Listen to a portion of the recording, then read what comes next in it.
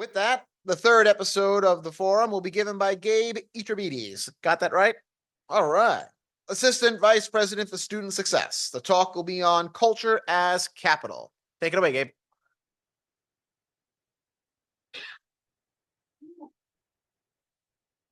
Thank you. All right. Good afternoon, everyone. So, first of all, thank you for taking the time to see me talk today. I have things that I'm going to talk about today are things that I'm pretty passionate about. But I promise you, one of the things that you'll learn quickly about me is that I tend to educate by telling stories. It's something that I've learned in my career. And today we're going to be talking about two other storytellers who have been instrumental into some of the things that I've been studying the last few years of my life, and actually really the last 20 years of my life. But today we're going to talk about culture as capital, reframing first-gen strengths through for the culture, and Yaso's community cultural wealth, which I promise you we'll get into. First thing I want to let you know is, oh, here we go. There we go. First thing I want you to know is, who am I? And I think got it. And in order to understand a little bit about what we're going to be talking about today, I want to introduce to you a little bit about who I am. And again, I like to tell stories in a lot of different ways. And one way that I like to tell stories is with pictures. Now, first picture that you see here is last week, everyone was putting their face and names into AI. And so I did the same thing. And this is what it came up with me. Pretty basic. It says I'm an AVP, student success, random college in the back. But I think if you look at my career, the last 20, 23 years, this is exactly who I am. I've really always worked in some form of student success, and we'll get into that here in a second. It says I love New York. I'm a New Yorker through and through, even though at this point in my life, I'm pretty sure I've lived in Western New York longer than I've lived in New York City. But at the end of the day, when people ask me, what are you doing? If I say I'm going to New York, I say I'm going home. And the reason for that is that's where my parents are. That's where my family is. That's where, and at the end of the day, it's where I feel and know that that's who it is. It kind of comes out of my accent every once in a while when I say certain things. Like if you say, give me a cup of water, it comes out like a New Yorker does. Two, the Dominican flag. And I see another fellow Dominican who just walked in. One of the big things about my identity is I am Dominican, and it's Dominicans we're fun. The area where I'm from is in Washington Heights in New York City, and which is a predominantly Dominican neighborhood.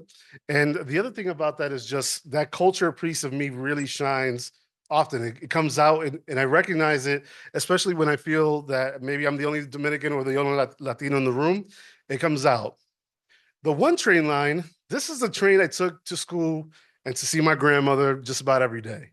It's right on the street that I live on, 157, where I grew up on, 157th Street and Broadway.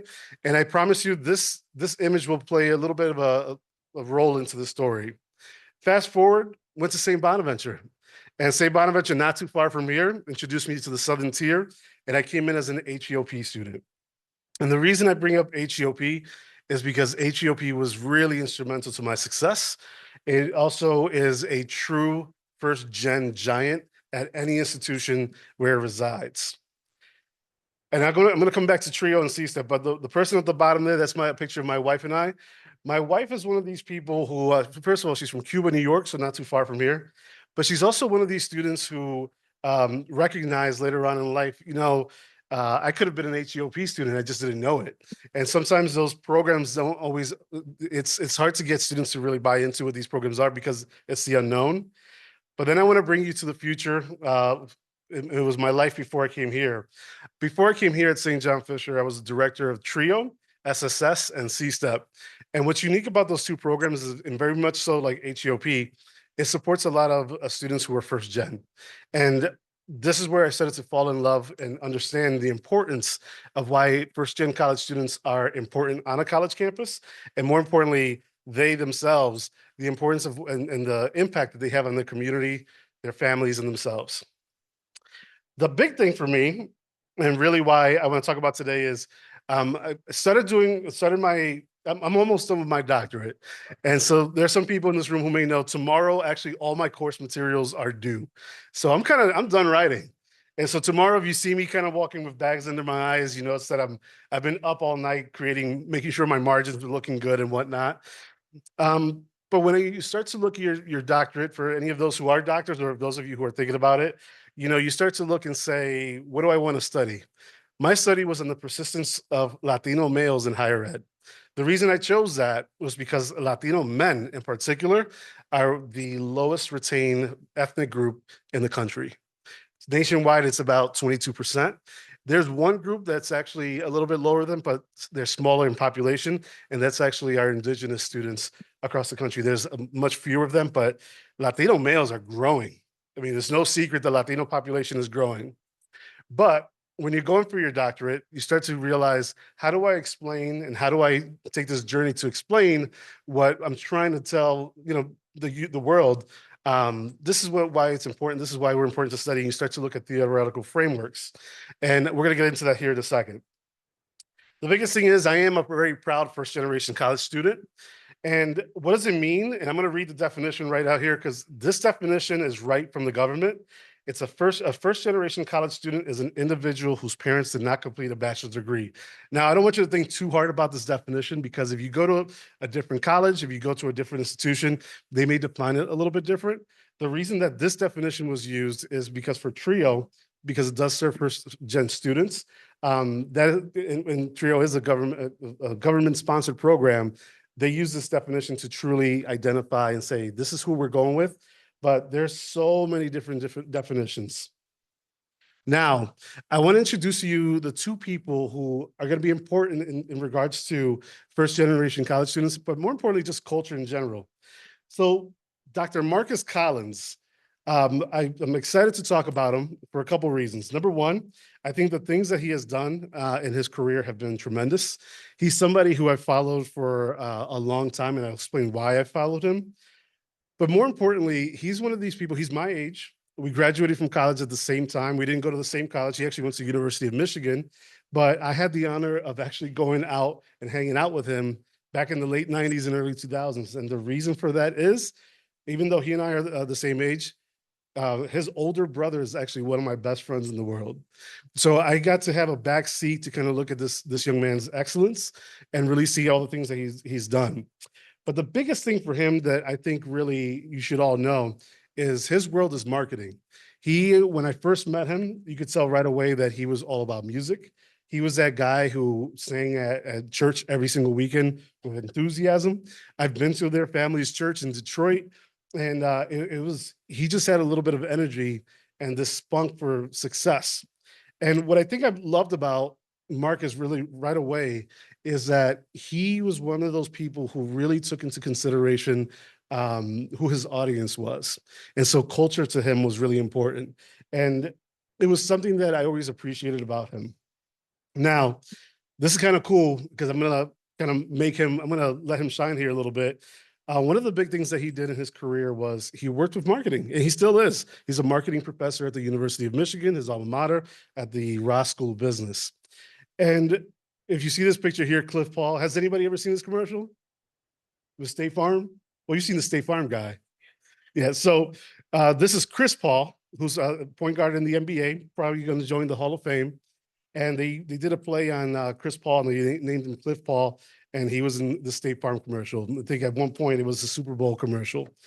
And I remember seeing and knowing that this commercial was coming up because I knew Marcus and his team had a hand in it. My favorite thing, and this is really funny, is back in 2000, I think, he and I, again, were the same age. What are you doing after you graduate, Gabe? And I'm like, I don't know, trying to figure it out. And I was like, well, what are you doing this summer? He goes, I'm interning with this company, Apple. And I was like, you're what? And he goes, yeah, I'm interning with Apple. And I talked to his brother again. Again, I was more in the back seat, just kind of seeing his career thrive. And his brother goes, yeah, they're doing this, they're working on this thing called iTunes. And I remember being like, iTunes, because iTunes wasn't a thing yet. What I was all about was Napster, which is, illegal downloading music. It was free. I got the music that I want. Just had to, if you started downloading it at night, by morning, you might have that song. But iTunes was, pay $1 for that song. And this is the next step moving forward. And lo and behold, 2001, my senior year, they announced, iTunes is a thing. And again, my buddy Gene goes, even his brother was saying, they're making us pay for music. Are you crazy? Like, it's, even though we already did pay for music back in that time, we were used to buying records and CDs and whatnot. But that concept was, it was kind of interesting to know that this individual had a hand in this as an intern. His other claim to fame was Beyonce, believe it or not. So he was the leader on Beyonce's digital strategic marketing. And the reason I talk about all these things, and if you could read behind me, is he really considered culture as everything that he did. It was important to understand who Beyonce's group is going to be. How can we expand and kind of look at groups that normally wouldn't look at Beyonce? Looking at iTunes, you know, it was this thing. It was just an idea at the time, and he didn't create iTunes, but he was part of that team and trying to explain that to people who, again, were downloading songs overnight for free. It was really interesting. But what I do remember about Marcus was he really just stood to that culture piece is really important. And he lived in New York for a while. He kept doing marketing, and I can name all these other things that I won't. But this is where it became interesting. So right before I started my dissertation or my doctoral journey, Marcus had finished his. He went to Temple University and did his doctorate there. And of course, his focus was on marketing and culture. And when he got out, I know his brother Gene would tell me, "Oh yeah, Marcus is writing this book," and he wrote this book called For the Culture, which is really all about marketing, but mostly it talks about how culture operates as a system of beliefs, language, and shared practices, shaping identity and decisions, which we know, but it's how he implemented it. Now, I want to see, you know, I've told you he's from Detroit. He goes to the University of Michigan. Does anybody recognize the font on this book? Anybody know the show? It's a show that it's from. I won't put you on the spot unless you really know. But if you think about Detroit, it's from the show Martin. And so if you see the show Martin, starring Martin Lawrence, these fonts are constantly going through and across. And the moment I saw it, I was like, I recognize it, but I can't put my finger on it. Where is it? And it's from the show Martin. And again, he's Detroit born and raised. So he really put that into his book.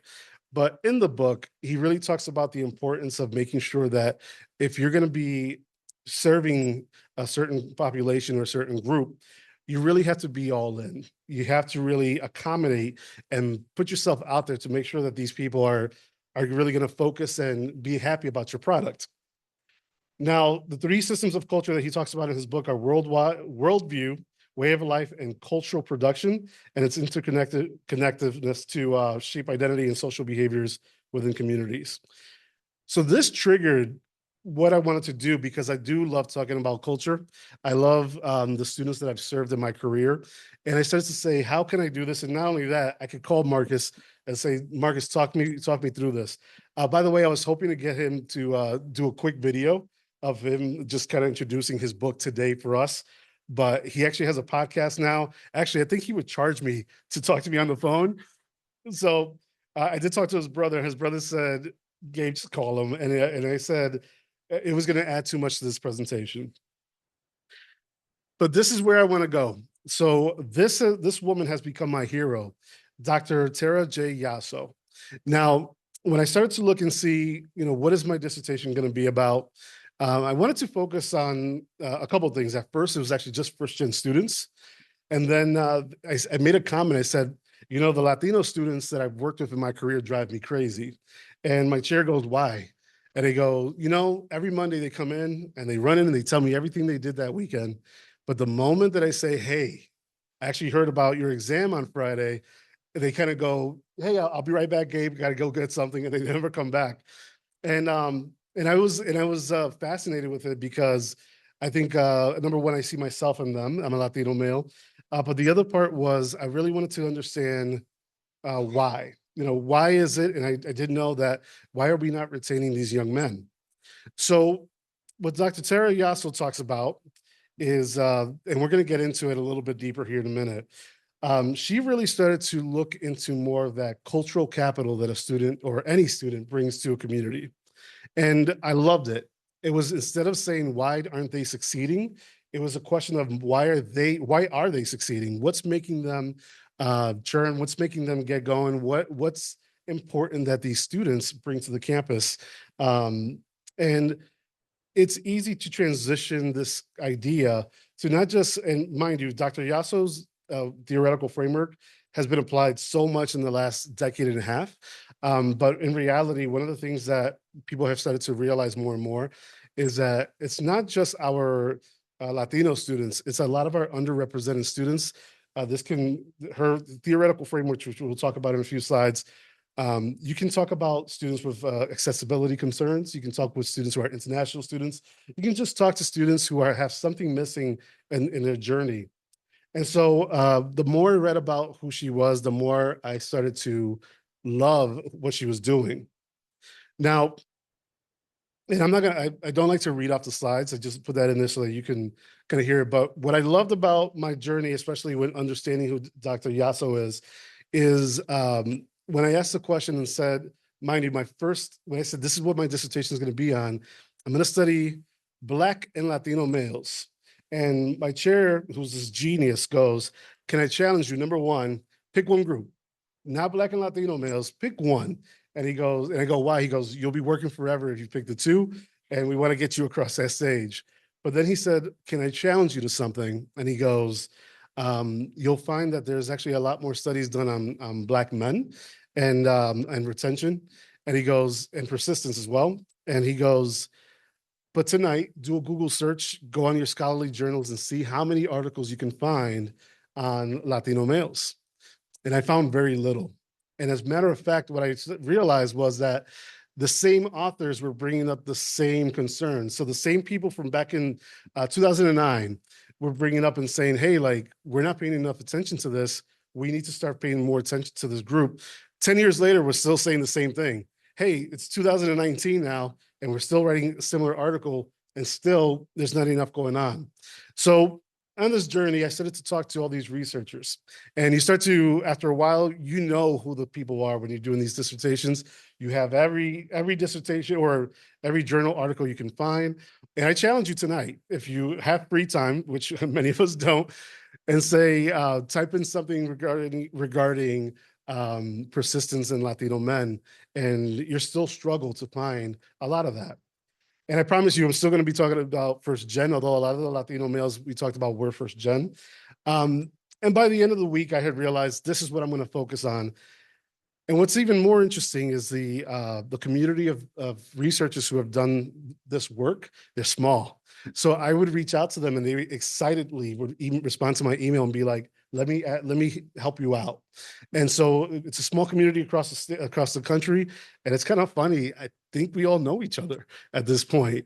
And it's I can't wait to go to some of these conferences with some of these people, because some of these people have really helped me in my dissertation journey. But going back to Yasso, what I started to realize about these researchers were this name kept popping up. And Yasso, you would read article after article after article, and you start to realize this person's onto something. And what she really did really well, and again, we'll get into it after we talk about first gen students, was she really understood what makes these students shine. So here we go. I'm going to talk about first gen students. If you already have a lot of knowledge about first gen students, then you won't be surprised. But if you don't, this is a great opportunity to really learn about why they're so important. So number one, and I will kind of go through these just very quickly, just to kind of pace myself. Number one, this is a picture from last November. We do celebrate First Gen Day. First Gen Day is normally November 8th. It's celebrated nationwide. Some schools celebrate it the week before. Some schools celebrate it the week after. And then actually SUNY Geneseo just celebrated them last week. So it's really interesting when people decide to celebrate first-gen students, but regardless, they deserve the celebration. But defining and contextualizing first-gen students, the definition and challenges, it's, I said, I was talking about that one train at the beginning of my presentation. And these students come into campus and they're used to doing things a certain way. The thing that's funny for me is I grew up on 157th Street. The one train is what I took to school every single day. But just 2 blocks away, there's the C train, the B and C train on 155th Street. And what I always recognize about 155th Street, and my wife says it, is, Gabe, whenever we have to take this train line, you always look at the map. And she goes, didn't you grow up around it? And I go, I mean, I know the map. It's just you never know. You never know what's going to happen on this train line. Like sometimes they'll skip a couple stops. Sometimes you'll get on it, and the stop that you think it's going to stop at, it might go express, and then all of a sudden you're four stations down.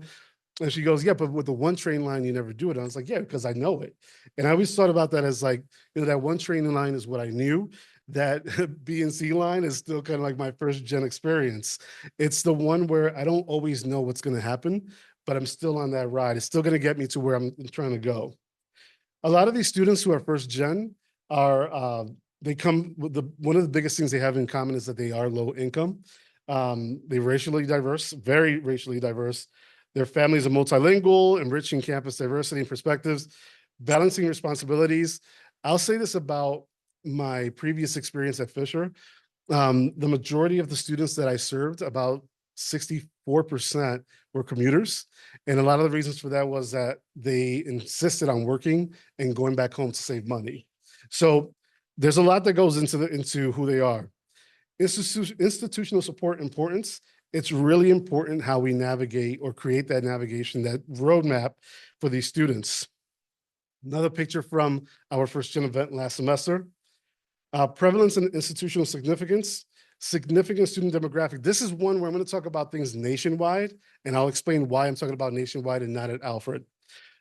Significant student demographic. First-gen students comprise about 1/3 of all undergraduates nationally, which is crucial to many institutions' enrollment.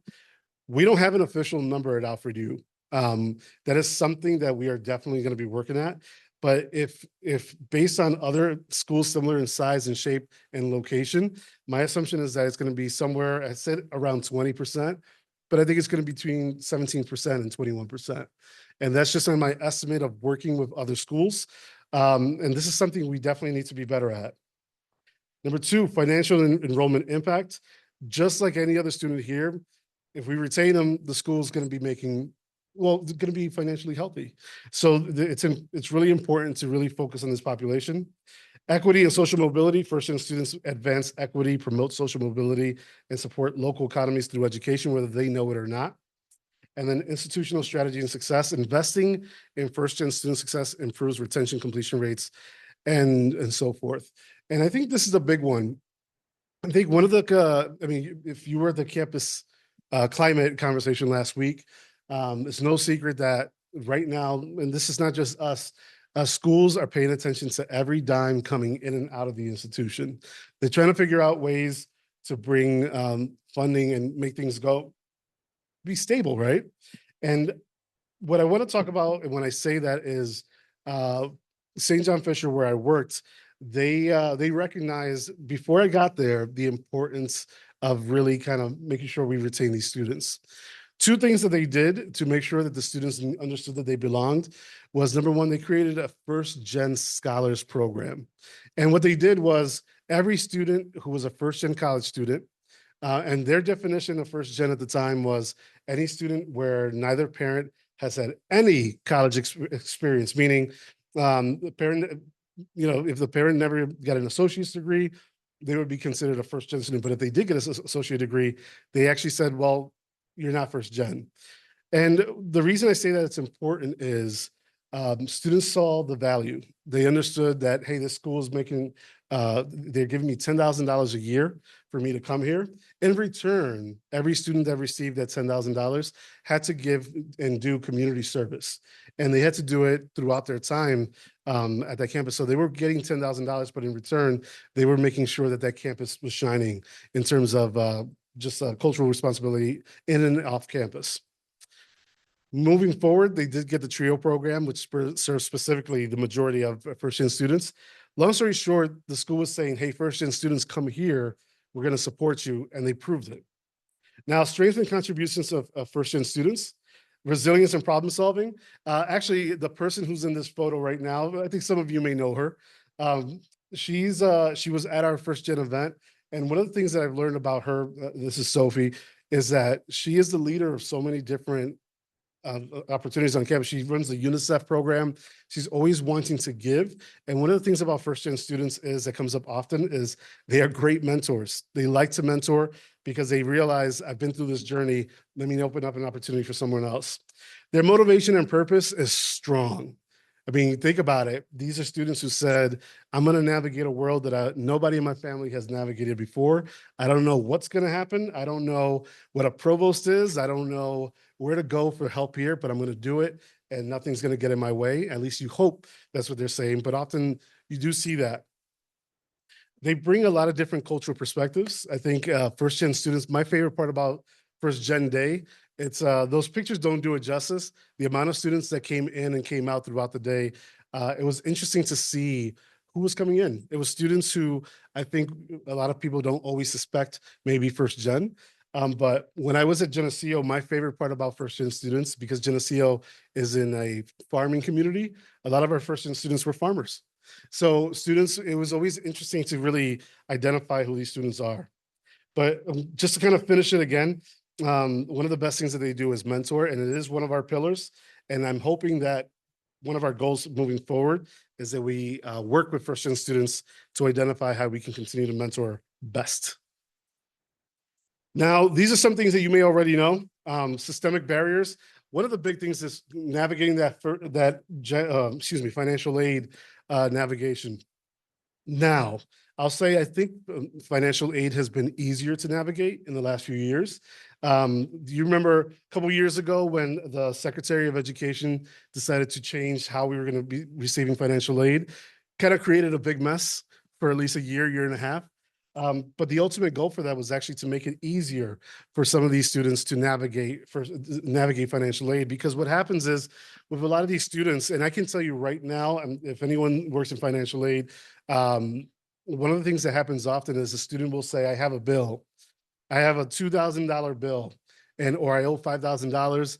I have seen students disappear over this bill. They just go, I'm done. I don't have the money. I got to go. And sometimes it's just, they forgot to sign their master promissory note. And then you tell them, hey, this is an easy fix. All you have to do is sign your master promissory note.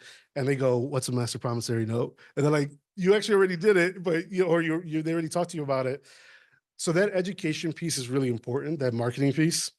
Limited exposure to college norms. They don't know, like I think about my children when I say this. My daughter is 12 years old. My son is 10. And I'm pretty sure my 12-year-old could navigate college better than I could at 17. She's been on the campuses I've worked on multiple times. She has asked, what does a president do? When she's met provosts in the past, she goes, what do they do? What's a provost? And, they see faculty. I had a professor who actually made a joke with. He was a bio professor. And I said, my daughter asked if she can be a doctor. He goes, why don't you bring her to class?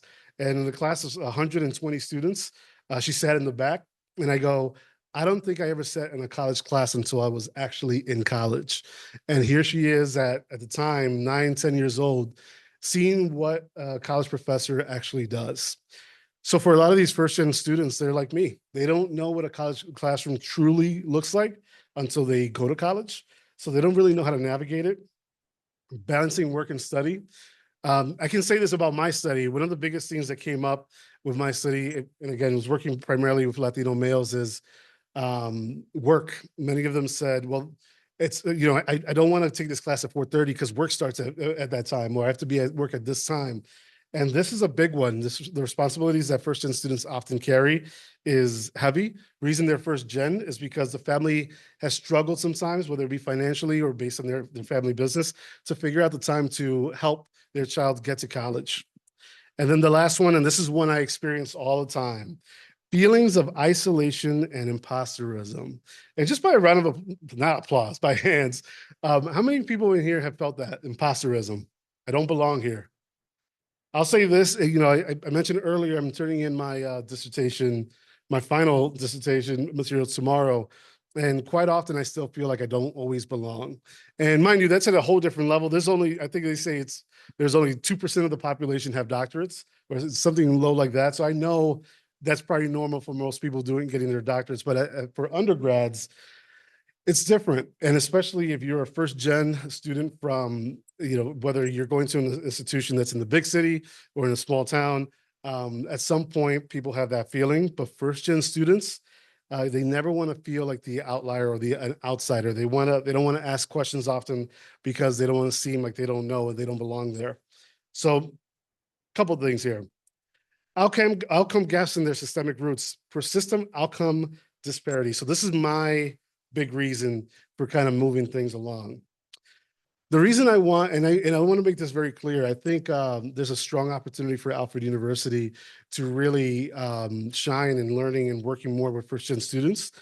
First-gen students face ongoing retention and graduation gaps nationwide, and again, we don't have the data here to really fine-tune what it looks like. But nationwide, the gap stands around 17%. At small private Western New York institutions, which I have worked with, the gap tends to hover around 10%. So closing that gap, it means that there's more, the more we close that gap, the potential for a healthier financial situation is for the institution, but more importantly, for a sense of culture and belonging for those students. Systemic barriers, institutional policies, and financial aid systems create obstacles that hinder first-gen student success. I don't think anyone goes out saying, I'm going to create a policy that's going to hurt first-gen students. I don't think anyone does that at all. But even in my own area, there's some things that I see and I kind of go, we can do this better. And so I think that's something we need to really look at in our own areas. Impact of support systems, streamline processes. I think the biggest thing is, and I remember this as a student being first gen, the moment something didn't go the way it was supposed to go, it was chaos. And I laughed yesterday. I was telling a few people in the room, turning in this dissertation tomorrow, and I had to figure out how to create a 2-inch margin gap for this introduction. And things were looking good until I realized that one thing went out of place and then all the other pages went out of place. And it was instant panic, right? And that happens with students. It happens with students often when they go in, maybe they're preparing for an exam, maybe they are planning to talk to our dean of students or the dean of their college, and they go, I think it's going to go this way, and things get derailed a little bit. It does throw them off, even whether they show it to you in front of you or not. They lose their minds. It happens with me. And I talk to students every single day, and then the students I talk to are not usually students who are coming to tell me their world is great. It's usually the other way around. But the students, the moment I say, actually, you can't do that way, I've learned to kind of give that news with a little bit more support. Opportunity for change, addressing the systemic roots and institutional responsibility and potential for transformation. As an institution, I think we just need to really look at this together. This is not one department's responsibility. This is all of us who have to do it together. Here we go. So institutional rationale for prioritizing first-gen success. I already talked a little bit about this, but one big thing that we need to do is we really have to be intentional about how we're supporting them, who we're supporting, the financial benefits of retention. I remember the former assistant vice president of St. John Fisher, who created the First Gen Scholars Program, says sometimes you got to spend money to make money.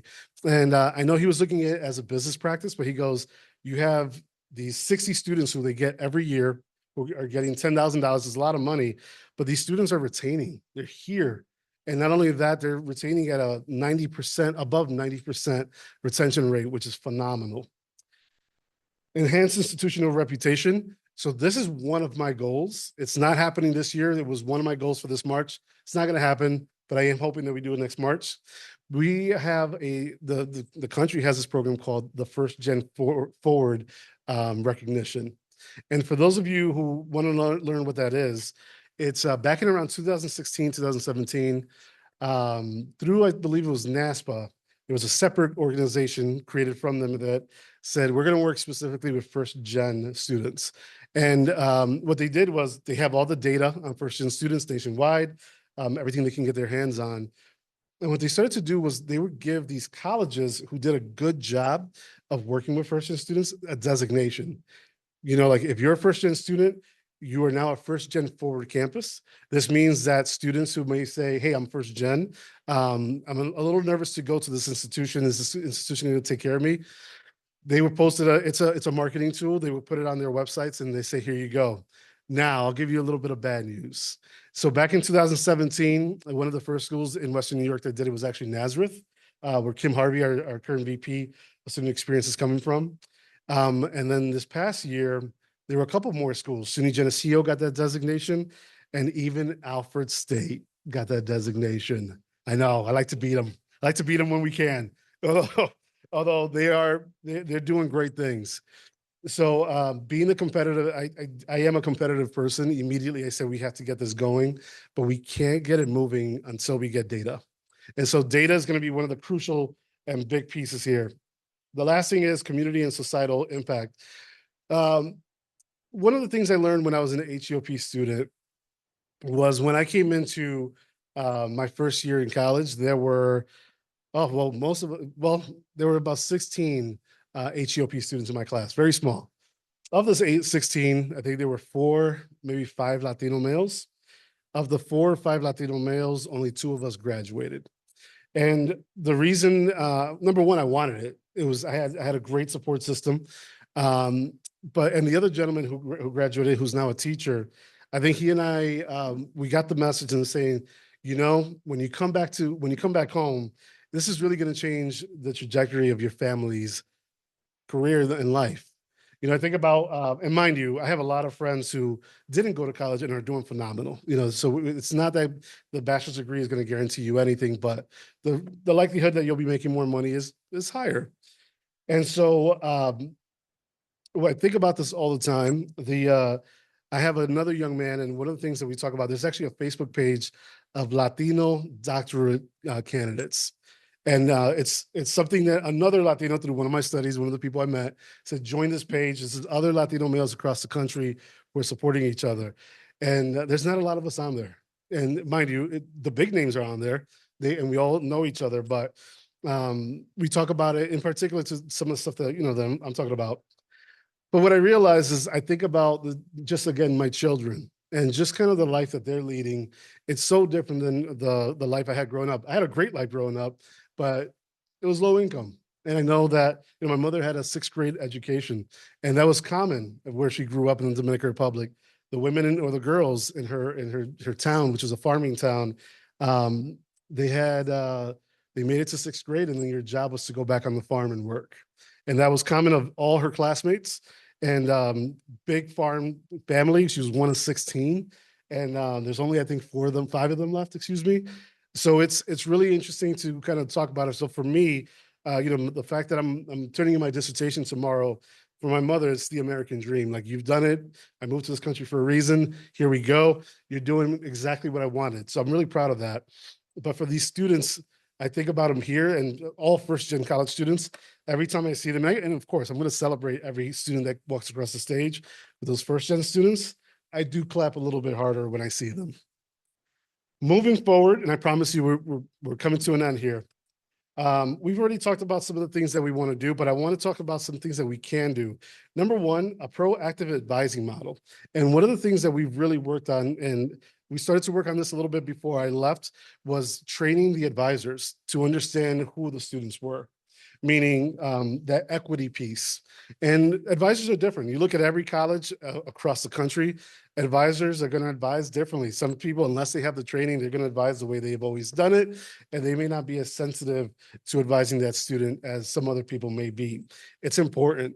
My college advisor, Dr. Tedesco, who's no longer with us, he was a first-gen college student. He went to college in the 50s, from Brooklyn, still had that heavy Brooklyn accent, but he understood things that I know other people didn't about me, and it was so important. 2 tailored first-year courses. Now, this is a tricky one. I say this out loud because when you look at there are some ways of getting first-year courses for first-gen students. When I was the director of TRIO, we created a first-gen course. We created a course for them. And what I loved about that class was that the students felt safe in terms of asking questions that other people may not. They knew they were surrounded by other first-gen students, so they felt a little bit more comfortable about making sure that what they were asking was a normal question, normal in quotes.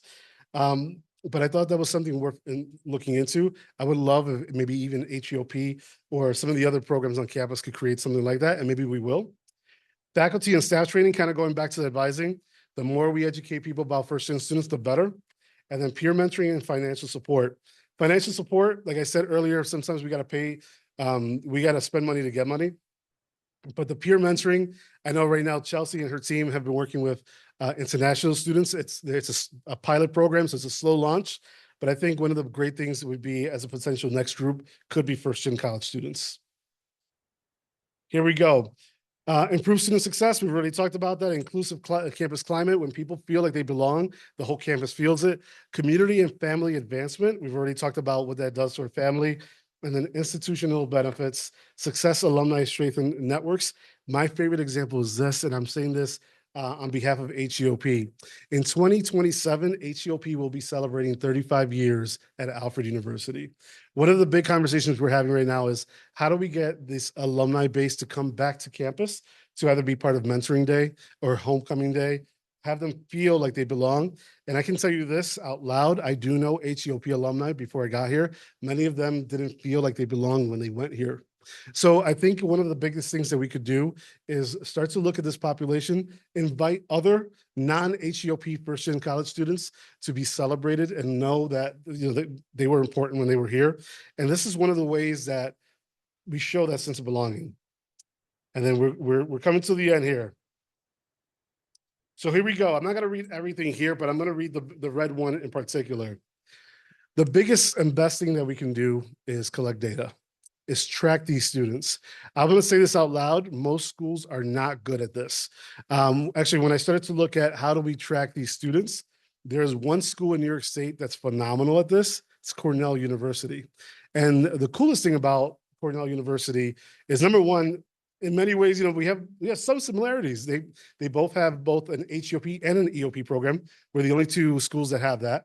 And then the other part is the group that collects this data. Their director for HEOP, his name is Woods, funny nickname, but he's actually one of the people who is taking the lead on making sure that this data is there. And not only that, we have access to him. I know who he is. And this is something that I think we can do really well and will open up doors for Alfred University and the students who go here. And we talked about mentoring and whatnot. Here we go. So institutional synthesis and forward momentum, strategic importance. Again, we got to put it out there. We got to say, we got to get that first gen forward designation and say, this is where you want to be. Embedding success in planning, integrate first gen student success into budgeting, program development, spend money on these populations. I think we'll get a lot more in return.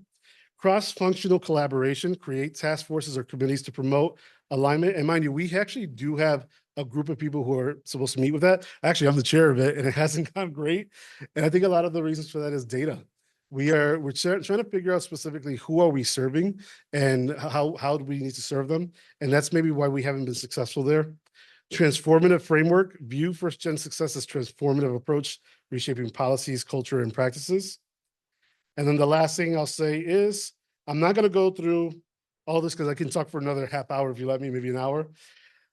The last thing I'll say is this, and I'm going to skip a little bit. Yaso, her cultural community framework, she talks about these 6 capitals: aspirational capital, familial capital, social capital, navigational capital, resistant capital, and linguistic capital. I'm going to talk today specifically about, here we go, resistant capital, and then we're going to finish with social and navigational.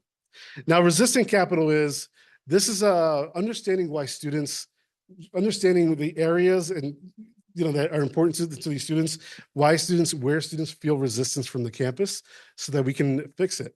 And I'll give you a great example. This is institutional support. This is a quick story. About 3 years ago, we had at St. John Fisher, and you can Google this, we had a student who attacked a faculty member, and campus was shut down. Things were pretty dangerous. People are contacting what's going on because people are thinking the worst. Interestingly enough, I'm always proud to talk about this faculty member. Faculty member actually took the student down, and the student ran away, and they caught him, and he was arrested. And I say that with pride because, again, it could have been something really bad. But what the campus did was they decided to install AI computers or cameras across the campus. These cameras were designed to pick up anything that could be threatening. And what happened was, one day we had the cameras sent out an alert. There's a gun on campus, and they sent out the alert. Everything shut down. This is at 6:30 p.m. at night, and our lounge, where a lot of our first-gen students would typically be, and we used to have maybe 8, 10 students there just doing their work. But our lounge, and we had one student worker, They had a process. They know they had to close the door. And our student worker calls me and goes, "Hey, Gabe, I know you know what's going on." And I was like, "Yep, like keep the door closed." And he goes, all the students keep coming here." And I go, "What do you mean?" He goes, "All the first gen students keep coming here, so I keep opening the door, and I'm not supposed to." And it was interesting because you want to keep people safe. The procedure is lock the door. And what happened is by the end of the night, or in the next half hour, really, there were 30 some students in there. And what I asked after, I was like, what happened? They go, "We went to the safest place we knew on campus." I often ask, what is the safest place for the students here on campus, especially a certain population? The hope is that they find every place, multiple areas that are going to be safe. But we knew that they knew in this place, we can talk about the administration. They could talk about me. They could talk about other students. They could talk about their struggles. And quite often, a lot of the conversations in that room were angry conversations. They were angry about how they were treated in the class. They were angry about how financial aid treated them that day. But long story short, they knew at the end of the day, this was their safe place, not only literally, but figuratively. They can find that place. I hope we can find those places. But often these are the two capitals that come to light the most: social and navigational capitals. And how do these students succeed in higher ed?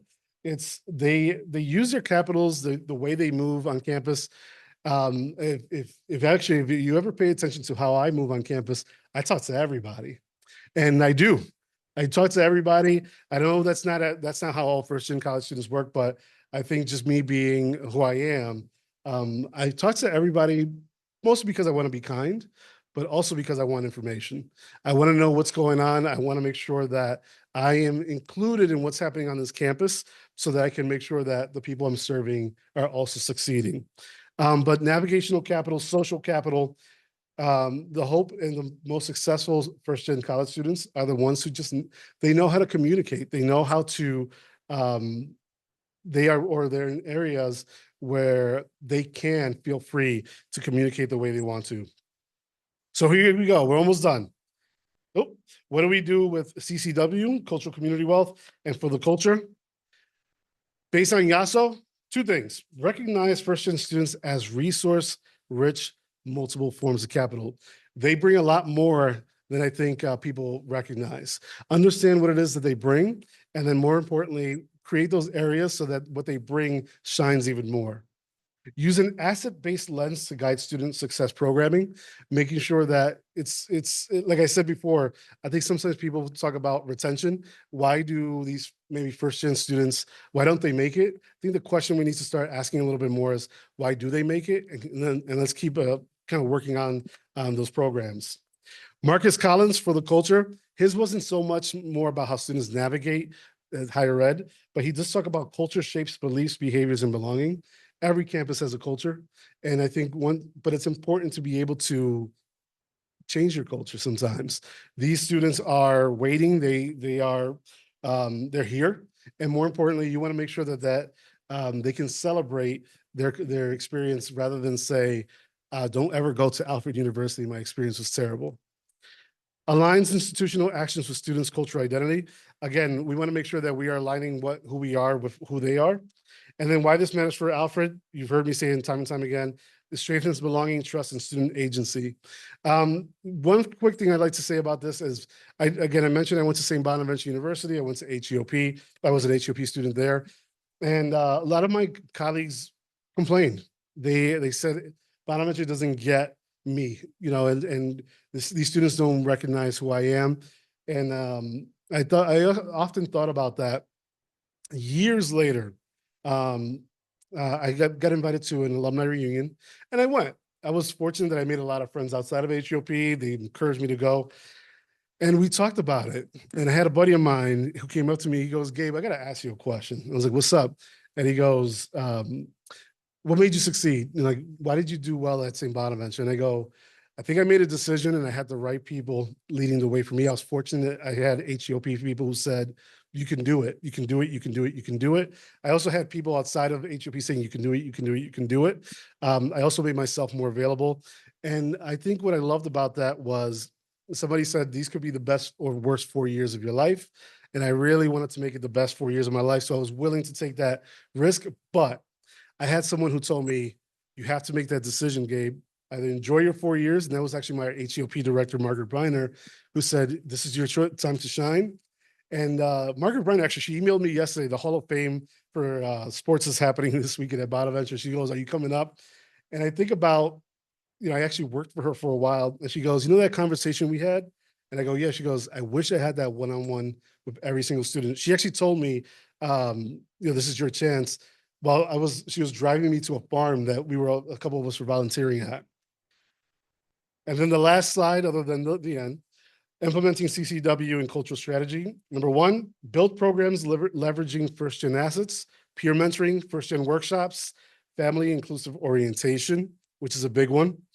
Create a for the culture strategy, define first-gen culture, align practices with student realities. So we got to make sure that us as an institution, everyone here knows exactly what it means to be a first-gen student. And then the last one is measure cultural impact. Track belonging, data, track engagement, which I know some of us have really been working on, and then cultural affirmation. With that said, it's the end.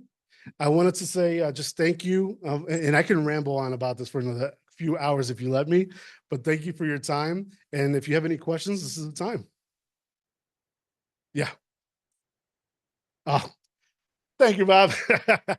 HEOP is the Higher Education Opportunity Program. So HEOP exists at private institutions in New York State. Most of them have it, not all of them, but most of them do have it. Columbia University has an HEOP program. Cornell University has HEOP. EOP is essentially the same program, but at SUNYs. So the requirements are the same for the both. I always tell people, and I used to recruit for Genesee, students would always say, if I had a chance to get into EOP or HEOP, what would you go with? I always say HEOP. HEOP has a little bit more resources financially, so you get a little bit more money. They're also smaller. So EOP at some of these larger SUNYs, there can be 120 students in the EOP class for a first year class. And then you think about HEOP, most of them hover below or over 20. So that one-on-one attention is much stronger, but both phenomenal programs. So do you work with other groups for diversity? Mm-hmm. Okay, so that's all part of your focus? Yes. Yeah. Okay. In line with the fact that you are Latino. Yep. Okay, and you speak Spanish. I do. Okay. The whole big bugaboo about the Super Bowl halftime show just makes me absolutely crazy. Gotcha. And I'm wondering, how is there a group here that might be concerned that ICE was coming after them first, or things like that, just in terms of what the Latino. No, great question. Yeah. Great question. So number one, I think we have a chance to, we don't do a great job of having cultural affinity groups on campus. Actually, our Latino student affinity group disbanded this past semester, but they're coming back next month. So I'm really happy about that. Two, I did go to that teach-in last week, and I did go, I was there the whole time. And I think the students that showed up were, and I mean, I was paying attention. There's a little bit of everybody, a lot of international students, a lot of our HEOP students were there.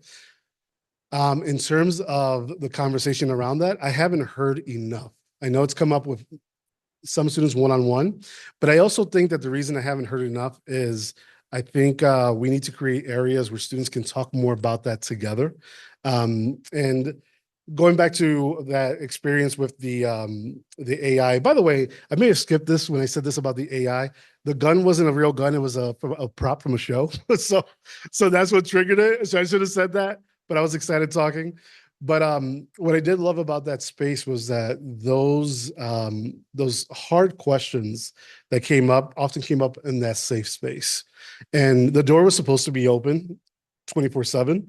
But I recognized when the door would close, it's because they needed that time to kind of say, we're talking about something that we don't want you to hear about. And I would pop in my head and they would be like, just give us 5 minutes. We're talking about something. And we were okay with that. We don't do that very well here. I would have loved to have talked more about the Bad Bunny halftime show. I think there's a couple of folks from Res Life in the room, and I think I presented just actually right here, same podium, where I told people I listen to Bad Bunny all the time. He's probably my favorite artist right now. But what I was proud about that show was I've never seen anything like that. You know, I'd never seen anything like that. Not only that, Washington Heights was mentioned in that show. If anybody paid attention, it's part of one of his songs. But I think what's interesting is I wanted to come back and find a group that I could talk to about that from a source of pride. And it doesn't exist here. It means that there's an opportunity for us to create that. And that's the way that I'm looking at it right now. So maybe, I know there are other people in the room that work closely with students. Maybe they've heard something, but me specifically, I think most of the conversations I have are students who are in crisis, and the crisis that has come up the last few weeks is usually something related to medical leaves or whatever it might be. But that conversation specifically has not come up. Well, it is a 1:15 for those who have engagements at 1:20. You got it, Bob. Here's a question. Thanks, Gabe. Do you know what is the mechanism for us knowing which of our students are first gen students? Great question. Do they self-identify? Is it flagged in FAFSA? Yeah, so FAFSA is the number one. It's been a little bit more difficult since the new FAFSA came in. It was actually easier to figure out with the last FAFSA. And actually, to give you perspective, the way that I recruited at St. John Fisher was I was recruiting primarily first-gen students. FAFSA would actually just give me their names. They said, Gabe, there's 100 students here. I know you need 40 this year or 60 or 80. Here are all the first-gen students on this campus. Here you go. But with the new FAFSA, you have to dig a little bit deeper. And it wasn't the culture here with the older FAFSA. So digging deep is a little challenging. And we've had a couple we had an interim director, a new director, and now an interim director again. So I think with this new executive director that they're hiring, that's actually one of my first questions is, can you identify it? Because it's doable. The other one, of course, is self-identification. And I'll tell you, one of the interesting things about first gen is students don't always know they're first gen. I think some students know immediately I'm a first gen college student, but then you have students who say, well, my mom has a bachelor or associate's degree. I think I don't count. And it's not true. Or they may say, for some students, and I think my wife said this out loud. She goes, Gabe, I'm a first-gen college student, and this is when we were first dating. And she goes, but I would never tell anyone that. And I go, why not? And she goes, I don't know. Didn't come up. And again, she's from Cuba, New York. She goes, we weren't talking about that. And I also don't know what the benefits of being first-gen were. So I think that's the purpose of that First Gen Forward campus, trying to educate students and saying, this is an opportunity. Not only that, I didn't mention this earlier, but first-gen students, there are scholarships for first-gen, nationwide scholarships for first-gen students, and they're cheating themselves out of that funding. So that's the opportunity, but that's a great question. But for financial aid is the number one source. Mm-hmm. Our students self-identifying first-gen status with the first-gen. This is true. That is one of the things. Thank you. And yeah, students coming onto campus, they can self-identify that they're first gen, but Navigate is still new. So they only really self-identified really the last 2 classes. So we're getting there. Thanks for reminding me of that. Other questions? Please join me again in thanking Gabe. Thank you. I appreciate you all. Thank you so much.